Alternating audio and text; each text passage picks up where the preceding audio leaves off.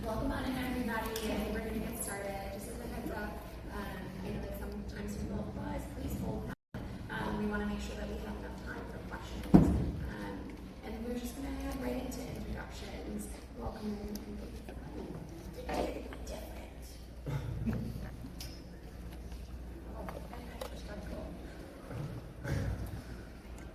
So we're going to kind of like run through our introductions. Hi, I'm Lexi with DinomiteTwins. And Allie. I may not finish this panel. We do IRL streaming in NYC. We focus on food, events, and culture. And then we also have a mobile game rig that we took outside on special days. And we do just dance and community gaming in Times Square and other places in New York City. Hi, I'm KarimCheese. I appreciate you.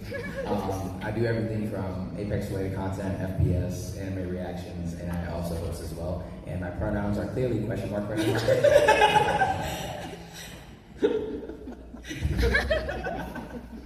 Hi, I'm D2. I do a lot of indie horror games and IRL paranormal streams where I travel around the US and hopefully the world by next year, exploring haunted places. I bring other content creators along. It's a one-of-a-kind show, and it'd be cool if you check it out. I have not seen the slides for this, so this is going to be really fun. Is this on? Hello? What the heck? Oh, it is on. Hi, I'm me. I have definitely seen the slides. So. I share pronouns. I'm a DJ streamer on Twitch. Do a lot of request streams, do a lot of my own stuff. I'm super happy to be here. So thank you all so much for coming. We don't need to look at this slide. Wait, I did though. Okay. So this panel is really to sort of cover how do you differentiate your stream. Okay, we're good. Okay. How you differentiate your stream, but also how you transition your content. We've kind of all gone through transitioning through from what we originally did to what we're going into. Like what our main thing is now or where our main growth is. So how you kind of figure it out? Let's start with Kareem. Where did you start? What motivated you to change? So my start, it was basically 2018. I started with an Xbox and a Logitech C920 camera and plugged in the back. Screamed at my mic for 4 years, and I made it. Easy. But my main form of content was always FPS games, and I kind of wanted to get out of that bubble so I can just obviously, get more sponsors, make more, travel more. And I started doing anime reactions, and then I just started to work with companies like Netflix and Crunchyroll going forward. And I'm happy about that transition, and it's motivated me still today. Would you like to take the next one, Jordan? Yeah, so I started as a hobby streamer. I'm a music producer and musician outside of Twitch. I was getting burnt out on music, like recording and writing and all that. It started making me kind of hate music. So started streaming as a hobby, started as an Overwatch streamer. Relatable? No. But I quickly pivoted out of that because I realized I wanted a for me game and not a for entertainment game. And the thing that brought me most joy was playing scary games because it's really fun to watch scary things with friends. It's like less about the fear, more about the camaraderie of seeing something ridiculous, you all get scared and then laugh about it. So developing an area like that was really, really cool for me personally because I enjoy it. And then my big change happened on how do I take the concept of doing something scary in a video game but take it to the next level, and then that's when I started my IRL paranormal streams. It took me about 1.5 years to really understand the tech, build all this custom multicam setup, and in my brain, the thing I wanted to do was take the concept of playing a scary game, but take it into the real world. So I even modeled how I do the camera off of streaming. So I have like my face cam, so you can always see my reaction, and my POV cam, so it's like a video game. And it really helped bridge the gap between people who want to watch games and people who watch IRL streams because it is not the same community. So to kind of figure that out. Good luck. Test. Okay. All right, so where did I start? Oh my gosh. I come from a very intense retail background. One day I realized I was not passionate about it. I went out to Best Buy that night, got a PlayStation camera, put a stack of books up on a couch, and went live playing Overwatch. Did that for a few years, kind of got used to like building community and what Twitch was all about. Realized pretty late into my streaming career, like 2.5 years in, I loved gaming and I loved variety content, chatting, but there was something missing. One night I dealt with a lot of tech issues. I'm sure a lot of you can relate to that. Got stressed out about it and was like, hey, you know what, y'all? What if we just listened to music, vibed out, and just had like a little like party online? Realized really quickly that I wanted to be a DJ. It's something I picked up on stream. I learned with my community. It's been a year and 9 months. And they were there for the whole process of me learning how to DJ to where I'm at now, doing live shows, streaming on Twitch, DJ full time. So I guess what motivated that change was I knew I wanted to be in the Twitch space.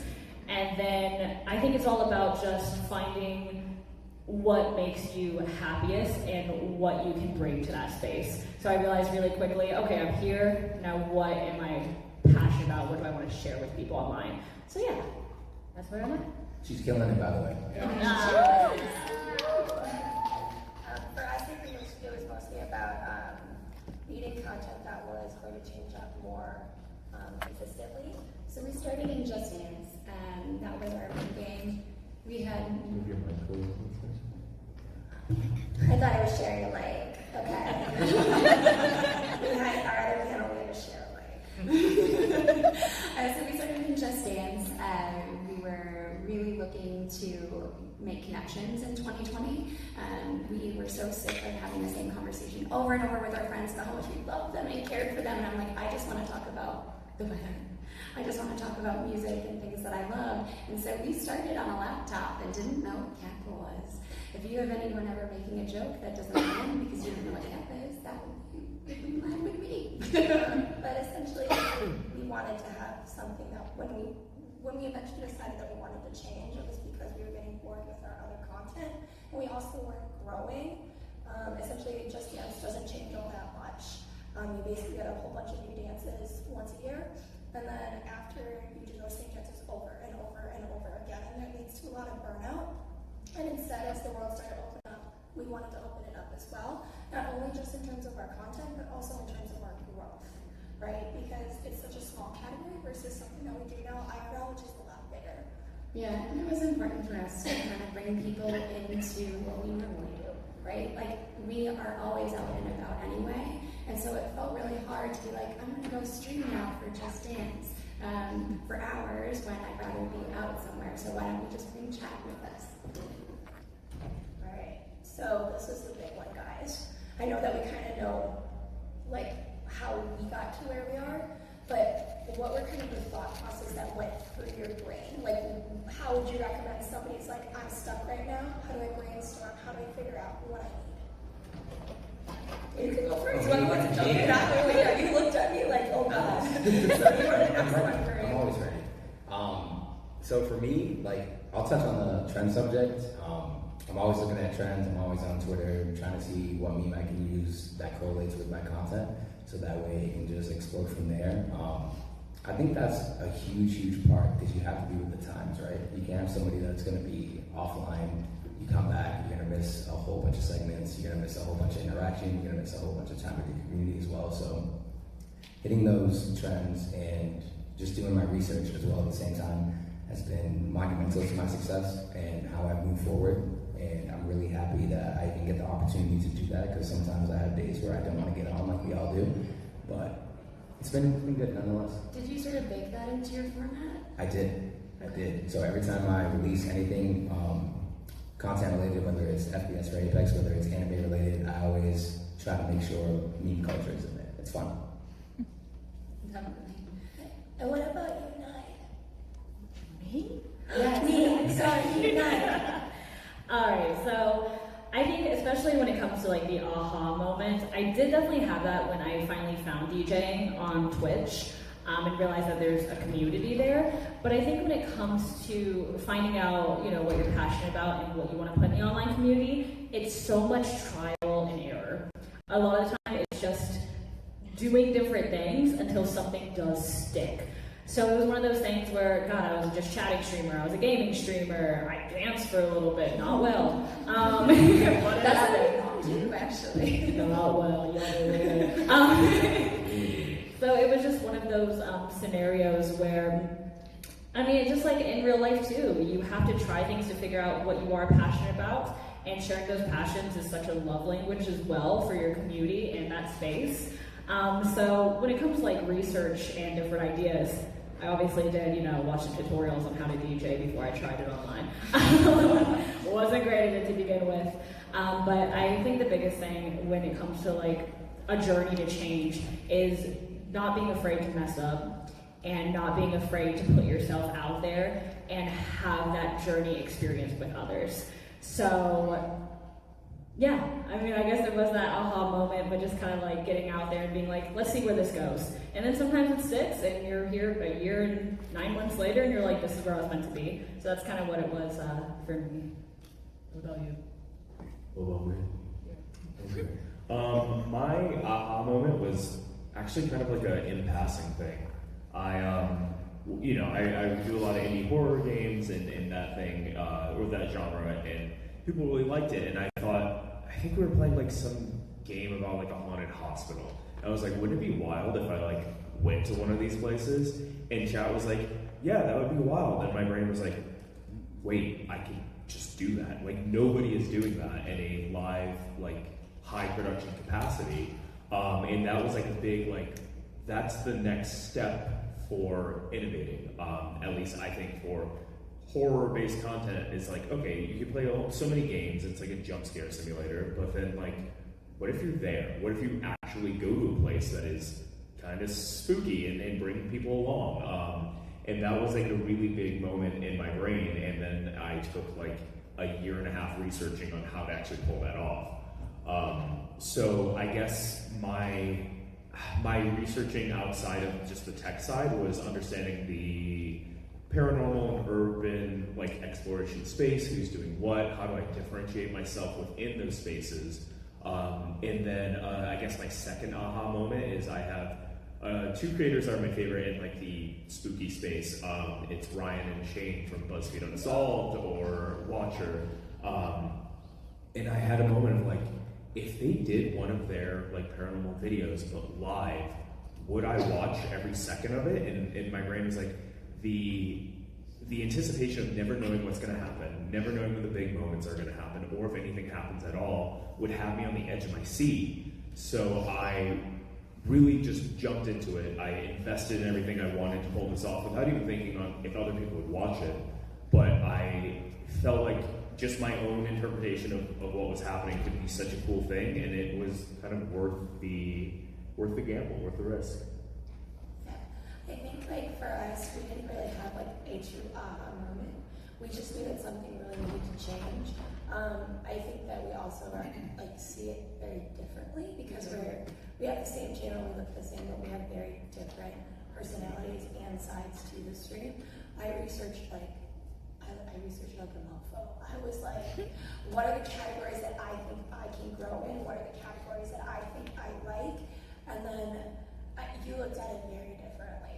Yeah, so when we were looking at changing up our content, I was a little bit nervous. I feel like a lot of you, if you're thinking about changing your content, probably have that like fear, right?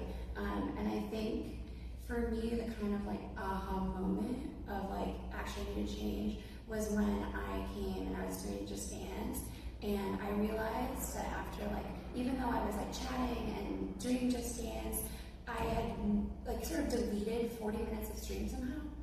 And I like turned around and I was like, wait, what was I doing for the last 40 minutes?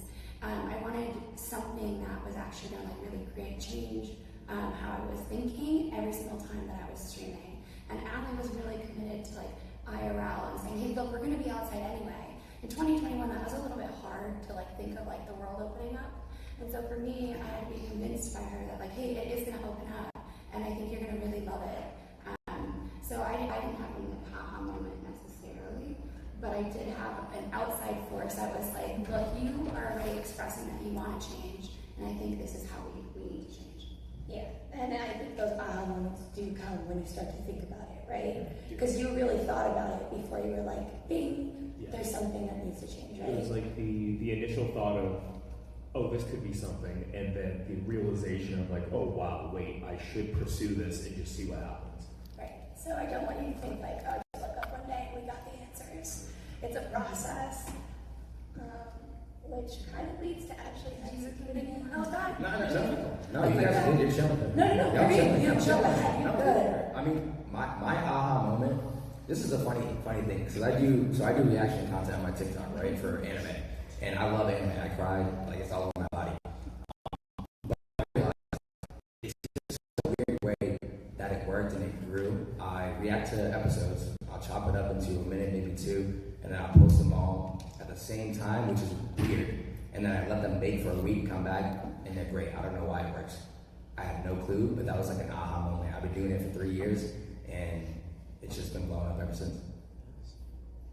That's also really interesting because I feel like everybody's like consistency on TikTok, and I don't see a lot of people posting a ton of stuff. When I see you post a ton of stuff, I watch all of it. You know what I mean? So, but like, I got you on the first one. It's a different type of format, and you don't see a lot either. So maybe the algorithm is just like, this is just too beyond me. I don't know why it loves me. I'm just a guy. Next slide? Yes. Okay, cool. Yeah, just appreciate all the executing the change.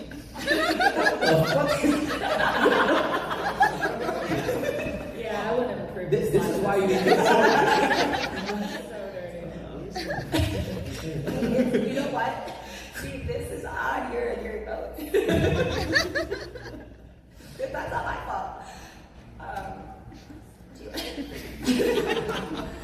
So essentially, I think like this is like, once you like have those aha moments, like how did you really sort of go into transitioning? Like, did you prepare your community? I feel like you did a really good job of doing that. Yeah, mine was like a bit of like explaining and giving anticipation for what it is, but then just committing and jumping into it. Because like if for me, if I take too long like planning something, I'll keep pushing it off and pushing it off. I need to just jump in, and my very first paranormal stream was very scuffed but very endearing because it was honest, and I think it sold the idea in such a ridiculous fashion right off the bat that it helped. I think if I overplanned, it would have kind of softened the impact of it.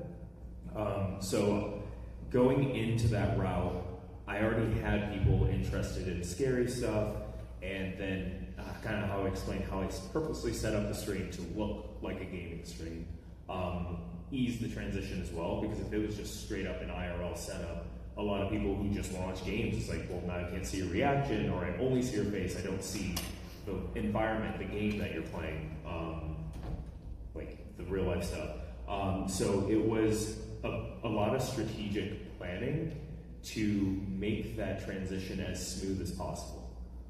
And if I didn't do that, it probably wouldn't have landed the way that it did. Yeah, I feel like our transition was not smooth. rough? It was really rough, very rough. Not only did we have a lot of tech issues, which I think doesn't help, and we tried to prepare the community, but they kind of looked at it as this is a one-time thing, right? And even though we said like we think that this is something that we're gonna really like And we enjoy. they internalized that, but they didn't recognize it. And we lost a lot of people. Yeah. And that was really scary. And that was people scary. that you thought you had like really great relationships with just off the face of the earth. And you see them in other creator streams and you're like, well, at least they have content that they truly enjoy, but then those aren't going to be I don't think they're going to be your ride or dies anyways. You want the community that's going to be really engaged. But it was very scary, and we did about a year, I would say, of 50-50 before we jumped in completely with IRL because we were realizing it wasn't working to do 50-50. I feel like that's something you have to be prepared for as well, and that's normal and healthy. It might be very scary the first time you try your new idea, and your numbers, you know, you're used to certain, and it just feels plummeted. But that is part of the change. It's gonna happen, and that's okay. Like, don't freak out at the first, like, ebb and flow part of it. Like, if you're passionate about your idea and you're having fun and you really believe in it, please commit to it. Because if not, like, your viewers will also see that you're wishy-washy about it and you're unsure, and that makes them unsure if they enjoy it. But if you fully believe in what you're doing, I think it really goes a long way. They can tell when you are in a great mood, they can tell by your face, your voice. You might think you're good at hiding it, but viewers know. And I think that's a very important thing to always keep in mind. Sorry for... No, I know, that's the thing. I feel like this is about authenticity, honestly. Like being your authentic self. Like Nye and Kareem, did you guys go through that kind of ebb and flow? Oh yeah, it was. Well, Nye, you want to go first? I was waiting for you to go first. Okay. So the transition, I'm still dealing with it today for my transition is trying to get my anime TikTok creators to watch my Twitch stream. And it's like pulling teeth because not all anime lovers play video games, but apparently all people who play video games watch anime. So it's like, I'm fighting tooth and nail every day. I'm in these streets, I promise. Oh yeah. So I had a very hard transition into the content I do now. So going from a variety streamer for chatting and gaming straight to exclusive DJing was a very, very, very big switch. For me, what I kind of noticed, and this is what I tell anybody that's wanting to change their content or even just add different things into it, is that the possibility of a dip, yes, can happen.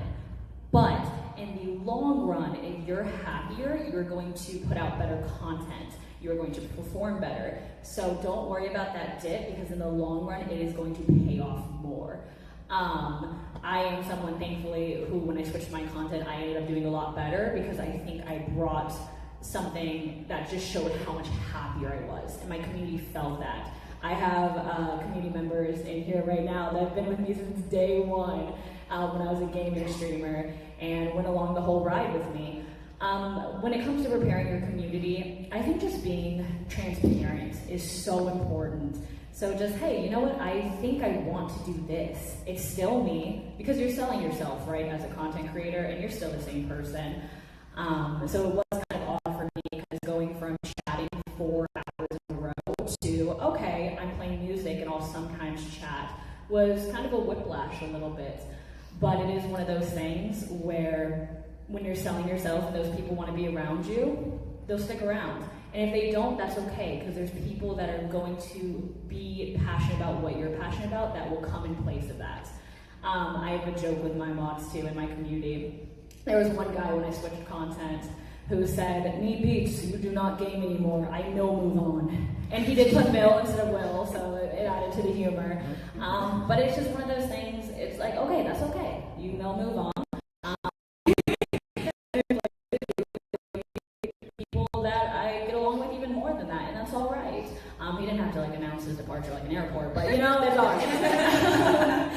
So I think, I just always tell other creators, like, take the risk, you know? What's more important, a dip in numbers or you being happy and giving your best self to what you do online? Or just wondering, what if I had switched? Yeah. I think it's worth realizing that you will regret things more if you don't do them, because you'll never know the outcome. I kind of, coming off of what you were saying about like switching things up, there are little things, it's kind of anecdotal, but sometime last year I got into a trap of people wanted to watch me just chatting more than games. And just chatting for 8 hours is rough. It is taxing, it is a lot to essentially improv that amount of time. And I wanted to kind of like condition people to start watching games again. And it's people I knew that enjoyed it before. So I literally set up an event, and I call it the Fearathon. And it was a way of playing video games again on stream, but making it an event, and people want to see events. People want to show up for the big spectacles. And the whole concept was every time I got scared, I added time to a timer. And if I beat a game, I took time off. So people wanted to see, could he get through this as fast as possible without stalling? And doing something even as simple as like creating a one-time event, it lasted 11 days. I grossly underestimated. Doing this one-time event got everyone back on board to remember like what the gaming segments were like. Like obviously the game of the game can be a little slow, and then the moments happen, and it was worth the payoff. And little tips and tricks like that of like kind of conditioning people into the direction that you want to take your content and show that you're having a great time doing that literally helped a long way. It helped me get my streams back to where when I'm doing my normal streams of like, I want to chat for a few hours, I've been game for a few hours, and everyone now stays the whole time because they got back into watching and enjoying the stuff that they liked before they wanted 100,000% of my time the entire time. So I can just play a video game and have fun again. I feel like it comes down to ultimately, like, we have so many different facets of our personalities, and reminding people that we aren't just one thing, and mixing that in little by little, like either with a special event or by segmenting the time so that you do a little bit of each throughout your stream. Right. Like when we get subs or we have special events, we'll do dances. We will always be dancers. Music is always a part of our lives, but we kind of mix it in little by little just to make sure that people remember that. And I think that's also why it wasn't working, was because we didn't have something that was like, we couldn't start in Just Dance and switch to IRL. You can do it, but you dox yourself really easy by accident. So we weren't going to do that. So like we always say, like, if you are like Jordan, who was just, he would always do just chatting, and then he would switch to a game because his community loves just chatting. Same with if we could have, we would have done Just Dance and then switched to IRL because we have higher numbers there. So more people will find you. And your all-sphere community has this nice little transition time, I think. Yeah. Do you do that with TikTok? I do that with TikTok, but also I kind of want to pinpoint on like how people don't agree with your vision and how you have this idea, right? You have this idea in your head. You know what you want to do. You know what you want to bring to life, and it's also okay if you want to make another account to make that niche come to life. You shouldn't just be on one account. You shouldn't be on one platform. You should be everywhere. And if you're not everywhere, tackling your dreams or making your dreams come true, eventually you're gonna hit a point where you're at a wall, playing the same game every day, doing the same just chatting every day, and you're gonna want to grow from that. You're gonna, a month later, 2 months down the line, you're gonna look at everybody and you're gonna be like, I don't want to do this anymore. But then your community is only on that sole set game or set just chatting or what you want to do. So opening the market and I'm at a loss for words here. Sorry. Opening your eyes to the bigger picture will help you monumentally forward in your career. Don't always listen to the loudest voices, I think. No, Because I never do. You know, the people that are like upset that you're switching, they're always going to be loud in the beginning until you bring in more people that are understanding where you're going and want to see where you end up because they're invested in you as a personality and not necessarily what you were doing. And who's to tell you what can't work? We don't know. 30 years on this earth, I don't know. How did you evaluate your success? Maybe I shouldn't be asking questions anymore. Me first? Whoever. Go ahead. Evaluating my success. It's hard to evaluate success raw on just numbers alone. Just because your highest viewership doesn't necessarily mean your highest engagement, or as brutally forward, your highest monetary gains that you're getting. Like, there's way more success than just numbers. And I personally find that I feel the most successful when I'm doing something that I love and other people are getting enjoyment out of that. I would not consider myself successful if I hated going to scary places and kept torturing myself to do that. But I like feeling afraid. It's really fun. So having that shared experience with other people who also enjoy that is success in my opinion, because I'm doing what I love. I get to travel, I get to see friends. I'm meeting a lot of these people for the first time in real life and immediately throwing them in like haunted prisons with me. It's really fun, and people are going to stop answering my calls. But I think that right there is a personal success to me. And then if you are developing something and you put enough time and effort and thought into how you're doing that, how you're finding your niche, how you are cornering yourself in a market that might have a ton of competition, but you are bringing something new, or a new coat of paint or anything to that niche that you're going into, you hopefully and should find success in the monetary and the numbers and the raw data from that. But if you're miserable along the way, what's the point? You're going to burn out. It's no longevity, and that will be the end of it. So I don't think that's very successful. You're next. Oh, is me next? Okay. I never want to talk over anybody. So I guess very, very similar answer, but defining success for me is when I'm happy, I'm putting out content that I'm proud of, and I feel that is having an impact on people in a good way. Coming from being a chatting gaming streamer, yeah, it was fun for me, but I didn't feel like I was impacting or giving anything to my community, which I think is very possible for people in that category. It just wasn't for me. I wasn't adding to that. So even being at TwitchCon and having people come up and be like, hey, your streams mean a lot to me when I'm working and I just need noise in the background. Even comments like that, I'm like, this is making a difference for me. That's what I kind of define my success by. And of course, hit a sub goal or whatever, that's great and all. But pretty much to me, it's just being proud of the work you put out and feeling like it makes an impact and you're involving your community, which is exactly why I do request streams. Because I love to DJ my own stuff. I mean, I know what I like, I know how to do that. But for me, doing request streams especially is such a love language, sharing music together. It really makes the community feel involved and like, hey, I'm a part of what's happening here, and people can share that with me. So for me, it's just finding ways to do that. So I do reevaluate every once in a while, like what can I do next to make people feel more involved. But when it comes to the setbacks and failing, I don't see anything as a failure. I think that's just the best way to kind of look at content. Because I mean, technically a failure is what got me to DJing with a terrible, terrible tech stream. So to me, that's not a failure. It's, wait, this got me to where I'm supposed to be. So even setbacks are an opportunity for learning and finding your path in the content creation world. So that's kind of my 2 cents on it. But when it comes to just keeping momentum and going forward with your content, I would just say it's asking yourself, how do I feel about what I'm doing? Because maybe it's not permanent, and that's okay. I tried a lot of different things before I landed on being a DJ streamer. And I think it's just asking yourself, what am I putting out there? How do I feel about it? And does it have an impact on my community in the space I'm in?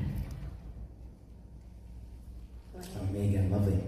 I don't know how to actually define success. I don't even look at it like that. If I'm happy and I'm doing whatever I love, like, I'm successful. I'm waking up every day. I love my job. I love what I do. I love the people I get to meet, everybody here. And I do reevaluate myself sometimes. I'll be my own worst critic. I know a lot of us do that. I think you need to be more lenient with yourself and look back on where you've came and how far you've come. But setbacks are always going to happen. I love taking L's because that means the dub is coming. So that's about it. I think for us it's always interesting because we have to do it together. Alexandra loves The Sims. We do not play The Sims the same way.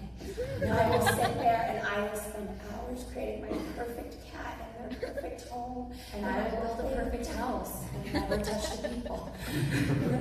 So you have to constantly, for us at least, we have to evaluate where we are in terms of our emotion between us. But that also means you have to evaluate how you're feeling internally as well if you're only one person as well, right? I feel like for us too, we're in a version of IRL, which is very similar to me as variety streaming. Because we're always constantly doing different events. We're always constantly trying new foods. and to find the through factor for everything is a little bit hard. I mean, we never know what exactly is gonna like pop off. We ended up going to a Polish parade, which I thought, you know, I'm really interested in it. I don't think anybody else will. And then I love pierogies. I know, right? That was my whole draw. It was pierogies and legs. No pierogies. There were no pierogies, sadly, but the president of Poland ended up being there. And so the president of Poland was there, and we just happened at the same time to be like, why don't we just try to do TikTok at the same time? We're only going to do it for 25 minutes if we have to try to get that sweet TikTok link. And it ended up being that because the elections were coming in Poland, we ended up having over 5,000 people on a TikTok stream.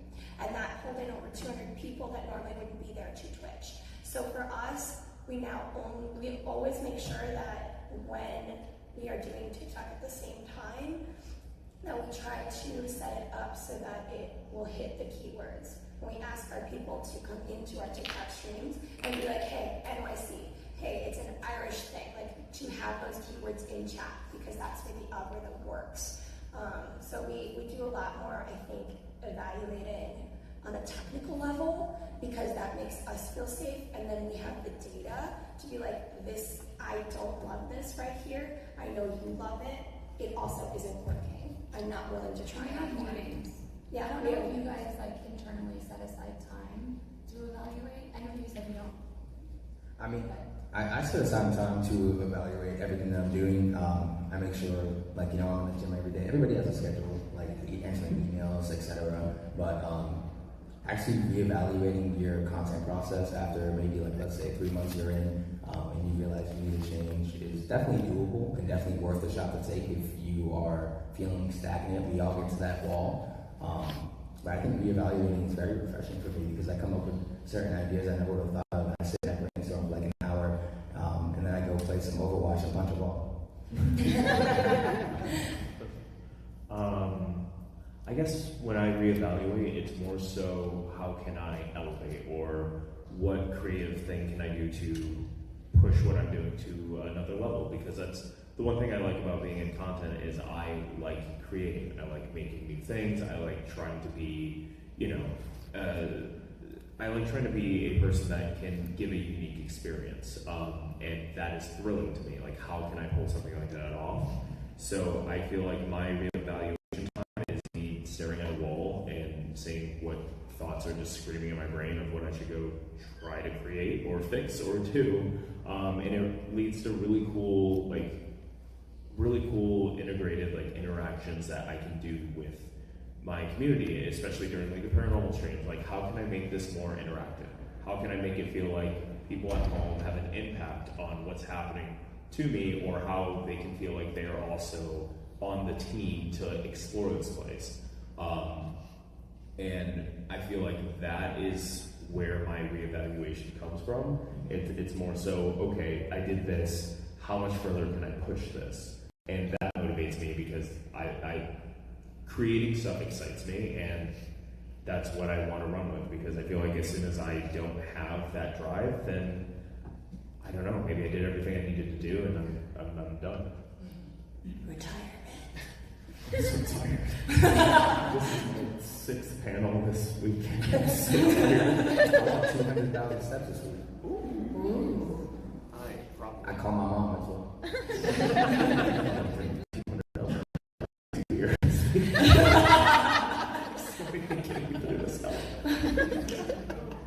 I think with this last, unless you're going to add me. Oh, no, you're okay. I'm just So I think with this last slide, I think that I just want to know what your key takeaways are and where you kind of see the future of either yourself or maybe streaming in general, or just Any advice? any advice for the peeps out there. I mean, this is going to be kind of brutal, but I think it needs to be said. The content space is oversaturated. There's a ton of people. There's an entire new generation coming into content and looking at that as they did to actors and rock stars. Like, that is the new drive of where people want to go. And keeping that in mind, innovation and differentiating yourself is more valuable now than ever, because if you want to make this a career, It's a big distinction between a hobby, having fun, and going live is a good time for you, and I want this to be a viable career I can do for the long haul. If you're going career-minded, you need to know and see how you can differentiate yourself, how you can provide value others can't. Say you like playing roguelike games. Okay, so you have your game that you like. What can you do around that to make yourself, to differentiate? Oh my god, how do I say that? To make yourself different than the people around you in the directory. And how can you do that in a way that feels fresh and feels exciting for viewers?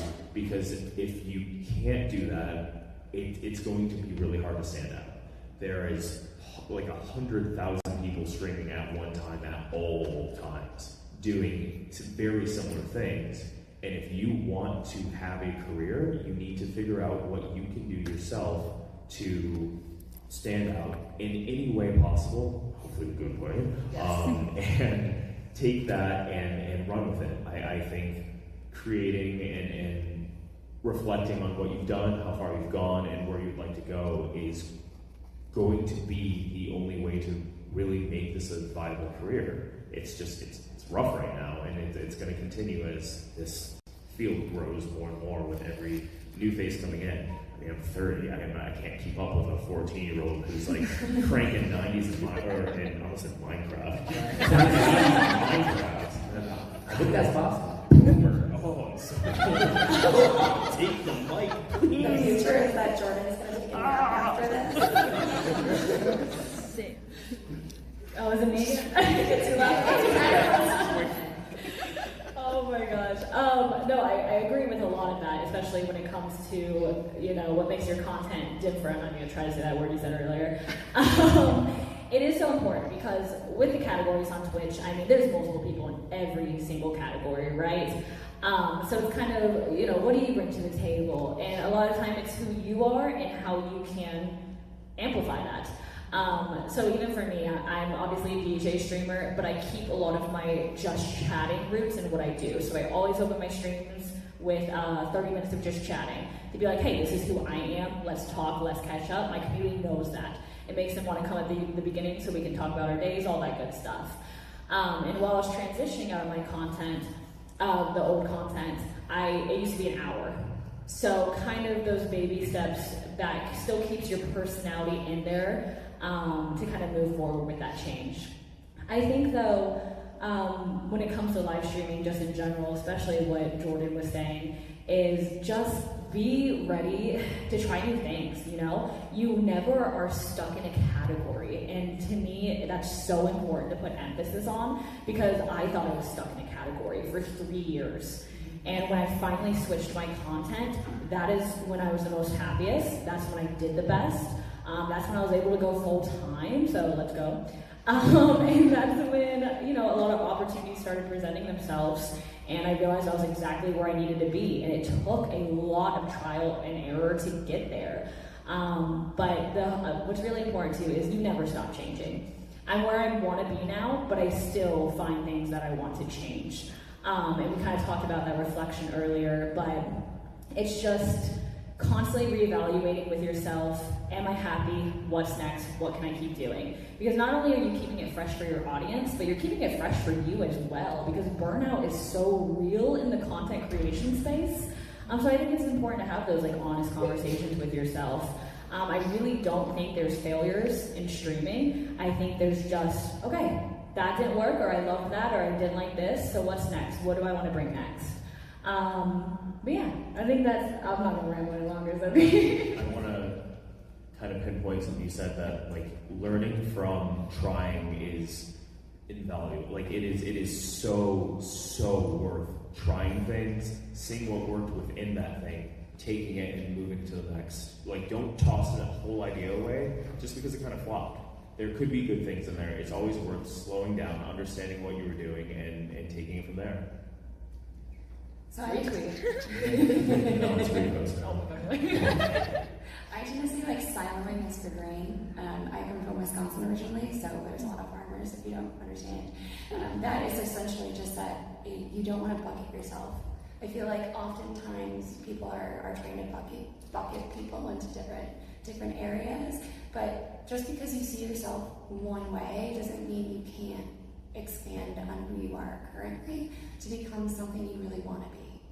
You know, don't be afraid that what like other people are doing, you can't try. You can be anything as long as you play to your strength and really are authentically you. Yeah.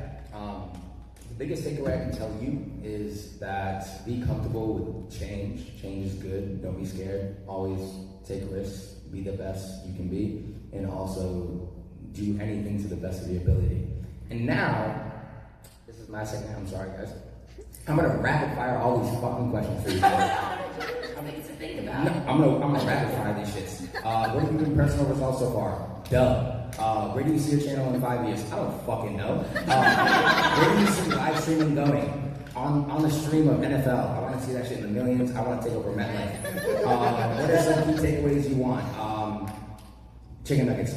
People leave this section. Oh, that's a whole fucking question. I'm an idiot.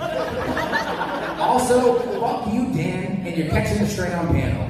Whoa. We've now reached the unhinged portion of the segment. I was holding that in. Quiz time is over in like an hour. Let us have So anyway, like, it gives us like an opportunity to open up for questions for you guys. If there are things that you want to hit on, if you want to come to the mic, please, come forward. Once you ask your question, though, sit down so that we can try to rapid fire more people through. I feel like I'm getting bullied by these idiots.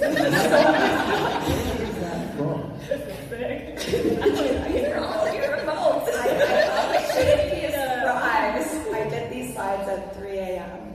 I should tell you everything you need to know. You can do somewhere run or something. Hello. I think sometimes in the creative field, and specifically as content creators, sometimes we are our own biggest hurdles. So do you have any advice for people who maybe are feeling that imposter syndrome of like, I have this great idea, but I can't do it. Like, I don't have the skills to do that. Like, how best can we kind of get out of our own way and just unlock our own potential? I feel like there's two parts to that. Understanding what you're good at and understanding what you need to delegate out. I'm the type of person that I need to just jump in and try it. And once I realize, hey, I'm not great at editing TikToks, I should find someone to do that because it's not good for my mental health to do something I dislike. And I can spend more time doing the thing I am good at and things that I can't delegate to others. So I think finding that moment of finding the moment of like, this is where I need to kind of split my path a bit and split my workload is going to help a ton, so you're not just drowning in work. If I had to edit all my paranormal videos, not a single one would ever be released. I would never get that done. Is that? Yeah. Okay. Thank you. I Forgot the think question. like streamers, like talking to other streamers, right? What you think of as success may not be someone else's success. And being able to talk with people so that you can see where they see you shine can help you get over that imposter syndrome. You are here for a reason. You're in the room for a reason. And if you're not where you want to be, you'll get there, right? And that's really hard to get to, but I think that's sort of one thing that you can always do. Thank you. We're going left or right? I guess we're going to switch off. Get a window to a wall. Is it truly essential to have a schedule from time to time? Because usually I made a schedule. I did post it up on my Instagram story and didn't get that many views. And then I went in advance, decided to tell them I was going to be streaming in like the next 2 to 3 days. It still didn't work. I mean, I think that it really depends on the person, because there are times in our career that we had to have a schedule because we believed that it was like important for us to be able to be on the same page. But at the end of the day, like, it's going to really vary because other people, they can't do that schedule because it's too much pressure. So I think I would evaluate for yourself. And it might not work. It may take time. Yeah, I'm going to say a schedule doesn't work for everybody. It works for me. I love it. It helps me mentally so I can decompress and get away from my setup. I can go into my living room, relax, or touch grass. But A schedule does not work for everybody. Sometimes it's stressful, but it works for me. Yeah. I'm the type of person that needs a schedule because if I don't, I will overwork myself. If I don't have set times of like, I will be live here, here, and here, I will end up being like 14 hours live because I'm a workaholic and I need to do everything. So it helps me remember to like, hey, go eat some food, go walk your dog, go and like just be a person for a little bit. But I would say experiment with your schedule. I found out my schedule has changed so much throughout my career, and the one that ended up sticking with me was doing 2 night streams a week and 2 day streams a week because I have audiences that like to stay up super late on certain days, and I have audiences in Europe that those morning streams for me are their evening streams, or people at work who want to watch during work days, like in the middle of the week, they just want it on to have, and they can't stay up late. So I think finding what works for you, if schedules work for you, is key. And some people, literally my friend Alana, cannot do a schedule because she doesn't like putting herself in that box of, I have to be live here, but if I have anxiety about it and then I don't want to do it, then I'm letting everyone down. And so they kind of go with the flow with theirs. So it really is up to you and up to the community that is fostered around you on how you want to do that. Yeah, I definitely have a schedule. I'm an hour late to it every day, but I have a schedule. For me, it's a good like personal accountability to just be there for myself and my community. I do think with anything though that it's good to remember that you might not see the immediate effect. And because you were talking about like, hey, it didn't really work. It might be one of those things where you try consistently for a little bit, and if you don't like it, then switch it up then. Because it's really hard to see those results immediately. But I definitely think, as they said, it's definitely worth experimenting with and see what works for you, 100%. Yeah, I honestly give it a month for your personal sake to see if you like the schedule, and also for your viewership to see if it works with the people who want to watch you. Because you will not see immediate results in this field doing something like trying to schedule once. It has to be a repetitive thing so people know when to tune in, how to tune in, and where you will be, or else it still feels kind of like random. Does that make sense? Somewhat. Sorry. That's a great answer. The man in the blue. Thanks for the information so far. It's been really, really good. I'm a newer streamer, like less than 6 months, and I've grown pretty well in one category. You're still pretty low viewer count, but you know, it takes time. But I guess I kind of have 2 questions in one. Is there ever too early of a time to start pivoting? Obviously, you play the same game or whatever, you get burnt out over like months and months and months typically. The second question is, how do you deal with like, I want to do some virtual reality games, and it's like kind of a niche thing, which could be good, but there's like no viewers for those games a lot of times. So that's an issue. Or I want to do some IRL stuff, like one, like out and about in my town. Again, like a weird thing. How do you deal with starting something like that? It's kind of like an oddball. Just do it. Yeah. It's committing to it, and it's ingraining that into your community's culture and what they're expecting of like, if you truly want to go variety, it is a longer road, but I truly believe it is the marathon way of doing it, and that's where your longevity is going to be. Say you made Overwatch, say if we committed to Overwatch, that game has a heavily declined viewership right now. When it was out, it was massive. We could have been doing great, but when the game fell off, we would be done as well, and that happens a lot. So I would say if you want to diversify, start early, start doing it a little bit in your streams. It doesn't have to be a full VR stream. Do your normal thing, transition to a VR segment, get people kind of interested in seeing what's happening there, and just slowly introduce it more and more. And that's truly the only real way that I think you could do it. And that's what I did as well. So I'm trying to speak anecdotally here. And if you're doing niche, I was just gonna say if you're doing niche stuff, go in a bigger category like just chatting and use text. I was gonna piggyback off that. My main game was Apex Legends while it was booming, still somewhat booming. But I started to transition into variety so I can play every game basically in the category and not have no starters, but I had to wean myself in. I had to do like my whole game, the entire stream, and only play an hour of like Liza P or something. But Cool. That's what I've been doing, so that's good to hear. Thanks. Yeah. Oh wait, I'm so sorry. I was just gonna say too, like when it comes to niche content and categories, I would not be afraid of that at all. Coming from the just chatting category, which is booming, to the music category, which is a smaller group. I feel like I know every DJ on Twitch. I'm looking at you, Black Light. It was one of those things when I switched to that. I mean, that's when my stream started doing the best. Definitely don't be afraid of those niche categories. And not to mention, those niche categories are kind of great because the community you meet, the other streamers, you have that in common. I think niche categories are awesome to try out, and you definitely should. But I might be a little biased. Hello, I'm Nimvin Dirkstein. Hold the applause. Thank you. So, I have this idea for my stream. Kind of like an ARG mixed with like Filthy Frank, where I'm a character and then there's ultra personalities. But I want to do it slow. But I guess I just don't know how slow. I'm like, really want to slowly kind of bring this like, hey, this isn't the Earth we're in kind of thing we're watching. Like, there's a talking frog and he's lazy.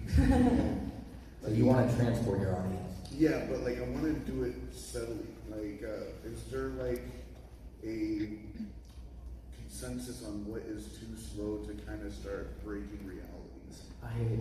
I feel like if you drip feed it in the right way and keep intrigue, as long as people are like, wait, what was that? And say you're doing something like, you know, bringing the frog idea in, and just you never actually address it, and it's something that happened, or like a cutaway video or something like that people start talking about and wondering about. I think getting the intrigue and the mystery is going to be the path to like really get, because I would, if I saw like a frog, like talking frog thing happen real quick and then it disappeared and you didn't acknowledge it, I'd be like, what was that? Like, and then I'm just waiting for it to come back. But obviously don't draw it out too long, because then, you know, people will kind of lose that interest. It's really, you have to judge the audience's reaction. And I don't think there's too slow unless you are really dragging it out. But that's just kind of, I just want to know more about the frog. Yeah, no, I'm interested in the frog. Yeah. You got me. Well, you can catch it at Nimvin, twitch.tv/Nimvin 5 days a week. Dumb luck. Hi, I'm Johan. Earlier, you all mentioned how your transition was marred or began because of technical problems. So I was curious for details on how you specifically solved the technical problem, like, or innovated in that way, like your double camera setup, how your DJing started from a tech disaster, but that still requires different tech to DJ. So any sort of, and y'all doing IRL as well, that requires different tech. So like, could you please talk about the specific tech innovations that you had to tackle? Okay. So, kind of a side note, but I think it's also important with like tech issues on stream. I kind of take this to like DJing as well. What's so important for your audience is just keeping a vibe going. So when you do run into that, just have fun with it. You know, it's gonna happen. The one night that I exploded with tech issues, I was like, I'm gonna be real mad about it. And that's why I'm here where I'm at now. But when it comes to just figuring out tech issues, you know, it's going to be hard doing it live. But just keep your best energy going. And I like to, whenever I run into tech issues now, especially with DJing, I like to, you know, make it like a community thing. Kind of like, okay, we're in this together. We're going to figure this out. Instead of like, everything is falling apart. This stream is horrible. Here we go. So I think it's just like being prepared for that. Any live performance you do anywhere is gonna run into something every once in a while. And a lot of the times when it happens to you, it is so much worse to you than it is to the audience. I mean, I did the Stream Element show the other day and I had a tech issue. And I was like, oh no, everything's falling apart. And I realized it wasn't a big deal at all. Most of the time it's really in your head. So just know that going into it. keep that energy flowing, and you'll fix it, and you'll have a good time as you fix it. That's how I like to look at it. For you, your audience, it's gonna happen. It's unavoidable. And then when you get off stream or whatever, you can Google it to figure it out. I think just really quickly adding, be ready to think on your feet on how can I solve this, or what like an improv thing that you can do, or yes-anding yourself while you are just killing time until you fix something. I think that is incredibly valuable for any creator to be like decent at just kind of going with the flow, or else the show comes to a halt, and that's not good. Dead air is terrible, and if you can kind of improv your way through it, at least there's a scuffed entertainment value to it. Yeah, I just say don't, if you're not sure what you're gonna do, like we didn't know if we were gonna love IRL, we just kind of, oh, wow, okay. We just kind of made sure that we did small incremental changes. And our IRL stream sucked for a while technically because we just couldn't afford to have a no circle. But we asked for help, yeah. So Unfortunately, I think we're out of time, guys, but we'll all be here.